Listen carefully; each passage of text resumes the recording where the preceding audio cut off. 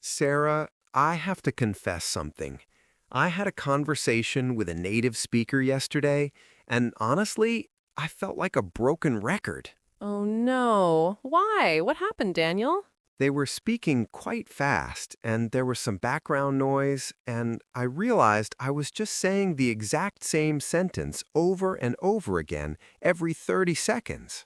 Let me guess. Was that sentence, "Can you repeat that, please?" Yes. Sorry, can you repeat that? Can you repeat that, please? I felt so embarrassing. I felt like my English level suddenly dropped 10 points. It is a horrible feeling. It makes you feel repetitive and annoying. And I bet I know what happened at the end of that conversation. Yeah, eventually I just gave up. I stopped asking them to repeat it, and I just started nodding my head and pretending I understood.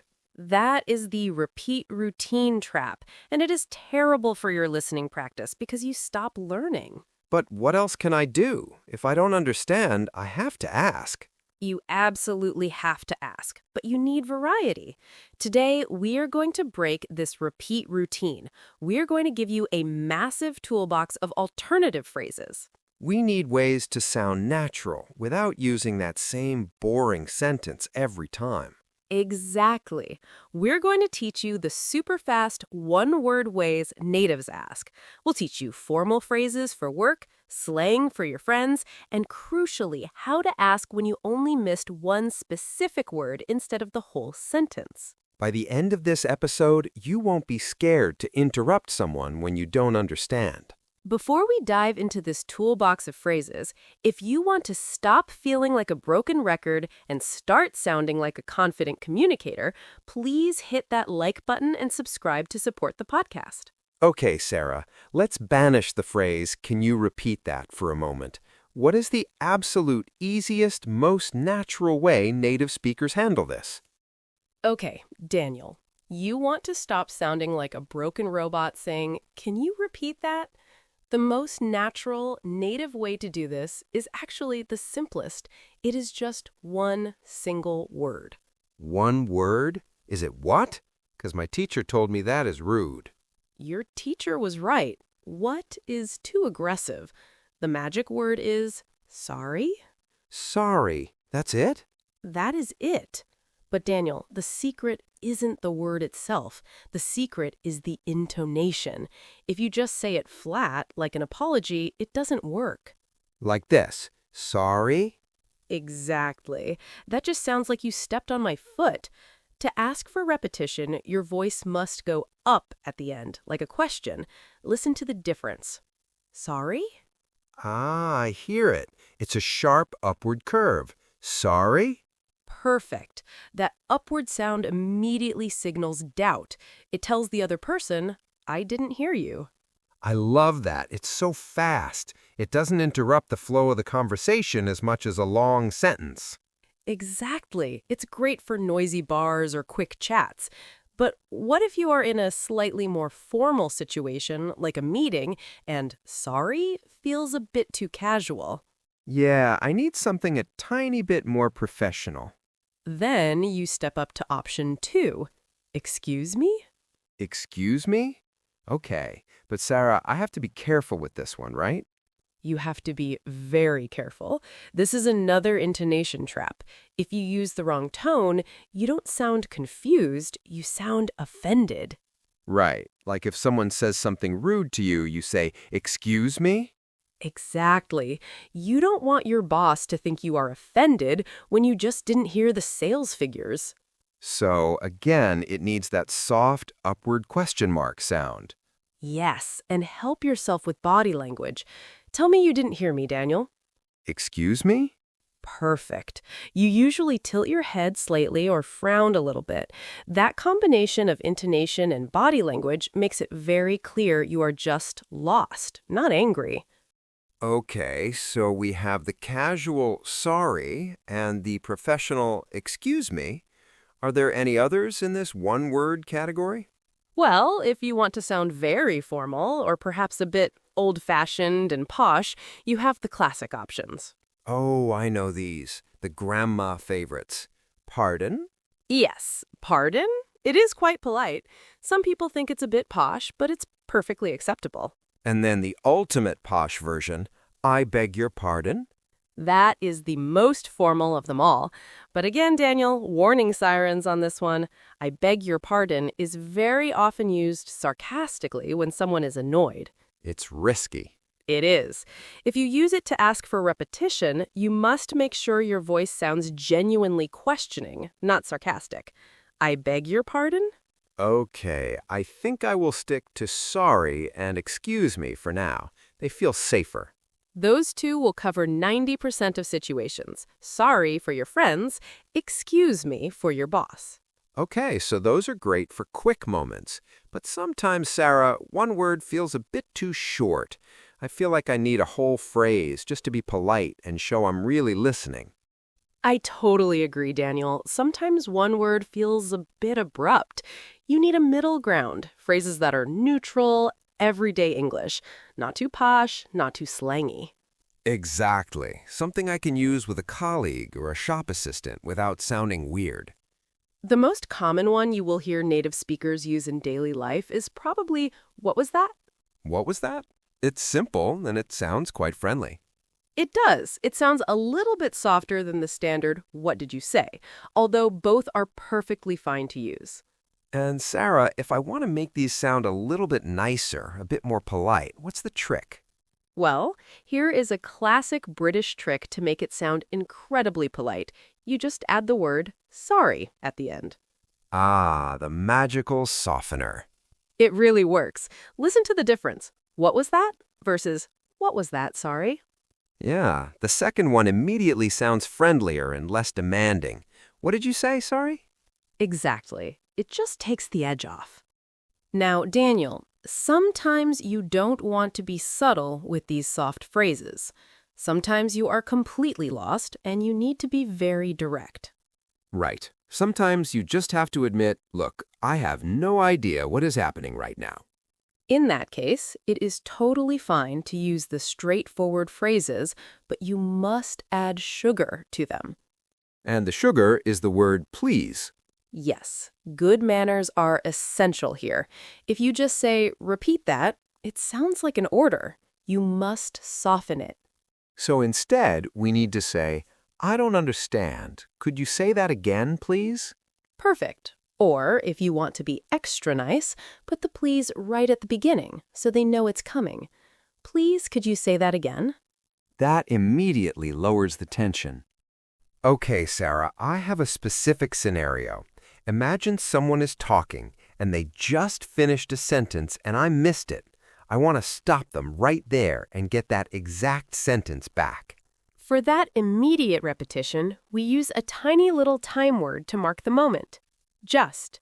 Just. How do we use it in a phrase? You say, sorry, what did you just say? Or, what did you say just then?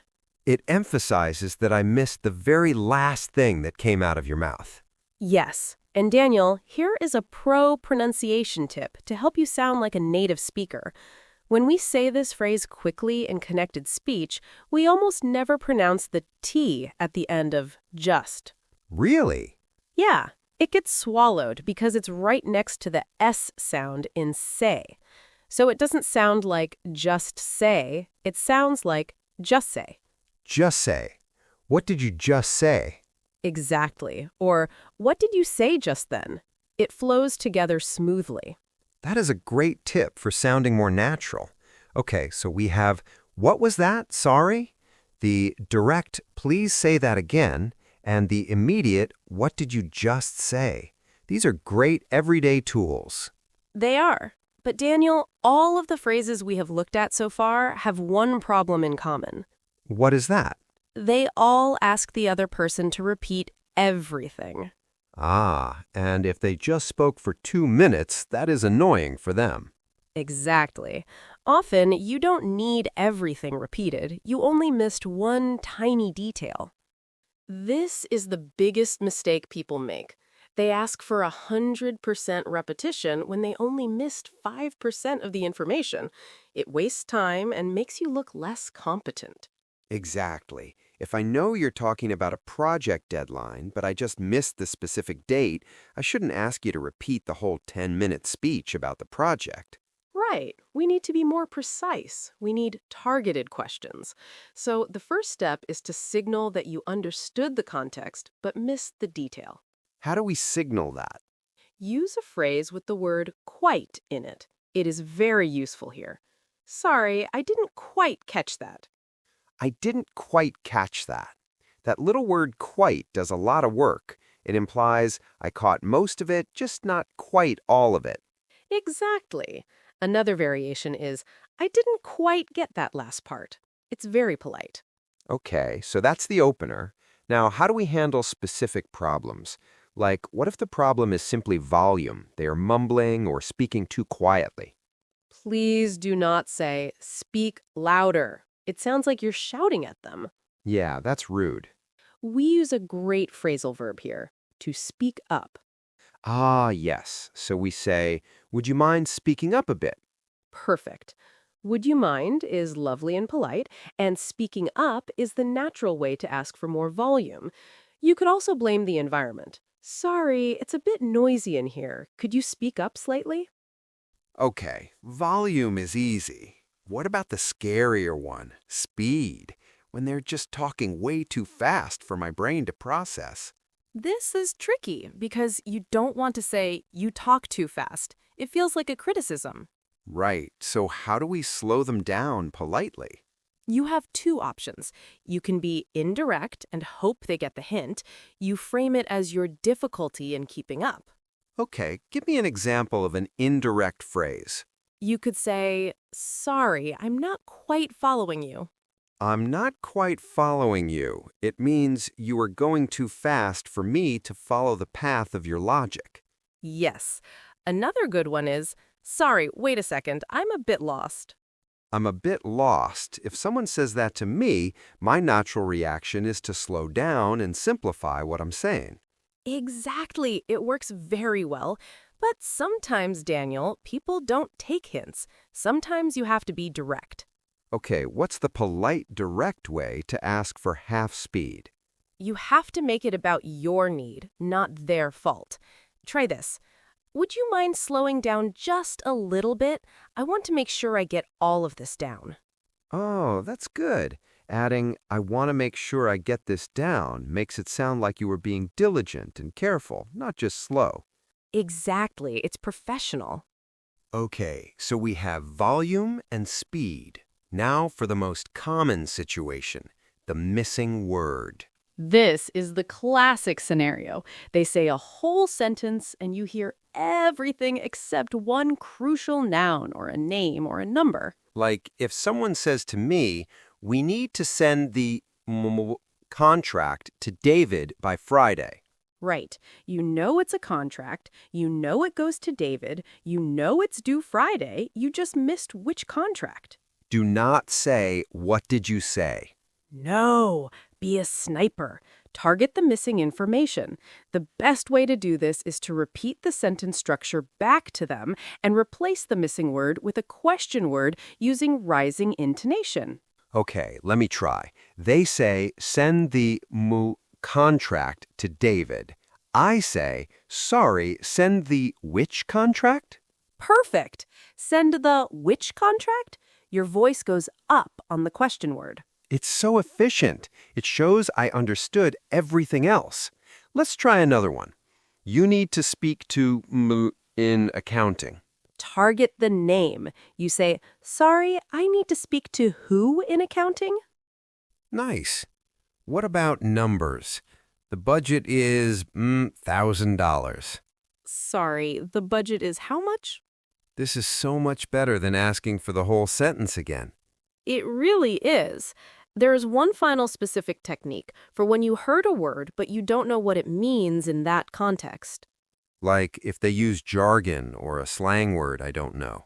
Exactly. You need to isolate that word and ask for a definition. The phrase structure is, I'm not sure what you mean by that word. I'm not sure what you mean by... And we need that little preposition by. Yes, don't forget the by. So if my boss says, we need to leverage our synergy going forward, and I hate the word synergy, You could say, sorry, I'm not quite sure what you mean by synergy in this context. it forces them to explain that specific concept without you having to say, I don't understand anything. Exactly. These targeted questions make you look like an active, engaged listener who just missed one tiny detail rather than someone who was completely lost. They are fantastic tools. But Sarah, even with these quick questions, I still sometimes feel awkward interrupting people. I feel rude stopping them. That is a very common feeling, especially in different cultures where interrupting is seen differently. We need to learn how to interrupt politely. It is a real problem for me. Even if I have the perfect phrase ready in my head, like, sorry, send the which contract? I often hesitate to actually say it because I don't want to be rude and cut them off mid-sentence. That is totally understandable. In many cultures, interrupting is a big taboo. But in English-speaking business culture especially, it is generally acceptable to interrupt for clarification, if you do it politely. The key is the apology, right? Yes, you must acknowledge that you are breaking their flow. The standard professional phrase is simple. Sorry to interrupt, but... Sorry to interrupt, but... And then you add your targeted question. Exactly. Let's role-play it. I am your boss. I am talking very fast about a new project plan. Okay, Daniel, so phase 1 starts Monday. We need the briefs by Tuesday and the final budget approval from Sarah by Wednesday afternoon at 3 p.m. Sorry to interrupt, but did you say the briefs are due Tuesday or Wednesday? Oh, Tuesday. Briefs on Tuesday. See? It wasn't rude, it was necessary clarification. If you had waited until the end of my speech, you might have forgotten the question. That feels much better. What if I have to do it more than once in a conversation? I feel extra annoying then. Just acknowledge it again. Sorry to stop you again, but... Or, apologies for interrupting again. People are usually patient if they see you are trying hard to understand. Now, Sarah, those are professional situations. What if I'm just chatting with friends in a pub? Sorry to interrupt sounds a bit too formal for my mates. It does. With friends, you can use a great little phrasal verb for interrupting. The verb is to butt in. B-U-T-T. To butt in. It sounds funny. It is a bit funny. It means to join a conversation or interrupt forcefully without being invited. So how do I use it politely with friends? You apologize for doing it. Sorry to butt in, guys, but what time is the movie starting? Sorry to butt in. That's perfect for casual settings. Just don't use it with your CEO. Noted. Okay, so we know how to interrupt. Now, I want to move away from professional phrases entirely. Sometimes, Sarah, I just want to express my complete and total lack of understanding in a fun, idiomatic way. Ah, you want the dramatic flair. Native speakers love idioms for this. Give me your favorite one for when you understand absolutely 0% of what is happening. My absolute favorite is, it's all Greek to me. It's all Greek to me. I guess the idea is that the Greek alphabet looks completely alien if you don't know it. Exactly. You are saying it might as well be a different language. I tried to read that new software manual, but honestly, it was all Greek to me. Perfect use. Unless, of course, our listener is actually Greek. Then it doesn't work. True. In that case, you could use another one, although this one is sarcastic, so be careful. Oh, this one. That was as clear as mud. As clear as mud. Obviously, mud is not clear at all. It is opaque.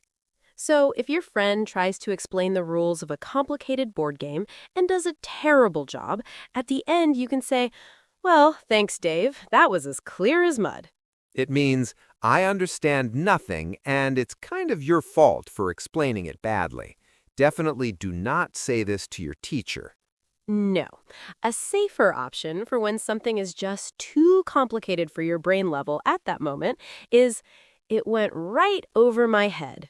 It went right over my head. I like the imagery. The information flew past me way up high, and I couldn't catch it. Yes. The professor started talking about quantum physics, and it just went right over my head. It's a nice way of admitting the topic is too advanced for you right now. Okay, one final one. This one is very common in the UK, and it sounds quite aggressive to me as an outsider. Ah, yes. This is very informal British English. If someone has been talking for a long time, rambling and not making sense, you might hear a Brit say, "What are you on about?" What are you on about? The phrasal verb to go on about something means to talk endlessly and boringly about a topic. So saying, what are you on about, basically means, what are you talking about and why are you still talking? Exactly. It is very blunt. Only use this with siblings or very close friends you can joke with. Okay, I'm sticking to it's all Greek to me. It feels safer. Good choice. So, Daniel, we have covered a huge amount of ground today, from one-word questions to targeted sniper attacks and polite interactions. I feel like my toolkit is full. No more panic nodding for me. That is the goal. Let's wrap this up and give our listeners a challenge to practice what they've learned. So, Daniel, I think the biggest takeaway from today is that asking for repetition isn't a sign of weakness. It's actually a sign of a good communicator. Absolutely. A confident speaker doesn't pretend to understand. They make sure they understand. Exactly. And most native speakers are polite people. They won't mind repeating something if you ask nicely. And Sarah, there was a great tip I heard recently about how to make someone even happier to repeat things for you. Flattery. Flattery? Yeah. Before you even start a conversation where you think you might struggle, you can set the stage. How do you do that? You say something like, look, I'm really working on improving my English right now, and I want to make sure I get everything right. Would you mind if I ask you to repeat things sometimes? Oh, that is brilliant. It completely removes the tension. Right. Most people will say, oh, of course not. No problem at all. And then, when you do use your quick phrases like sorry or what was that, they already know why you are doing it. It's not awkward. Exactly. So, prep the person with kindness and then use your toolkit. Okay, Sarah, let's test if our listeners were really paying attention today. It is time for the Question of the Day challenge. We want to practice that sniper technique we talked about in part 4. This is the hardest but most impressive skill. Target the missing word. Okay, here is the scenario for you guys in the comments. Imagine your boss says this sentence to you, but mumbles one crucial word. Listen carefully. We need to finalize the contract with by the end of the week. Oh no, you missed the client's name. Okay, listeners, do not just write what in the comments. We want you to write the perfect, targeted question to get that name back using rising intonation at the end. How would you phrase it? Put your best answers down below. We will be checking them to see who is a master sniper. And that brings us to the end of today's episode on asking for repetition like a pro. We really hope this helps you stop panic nodding in meetings and start feeling more in control of your conversations. If you found this toolkit of phrases helpful and want more practical English advice like this, please take a second to hit that like button. And make sure you are subscribed to the English Conversation podcast so you never miss a future episode. Thanks so much for listening, everyone. Go out there and practice saying sorry with confidence. See you next time.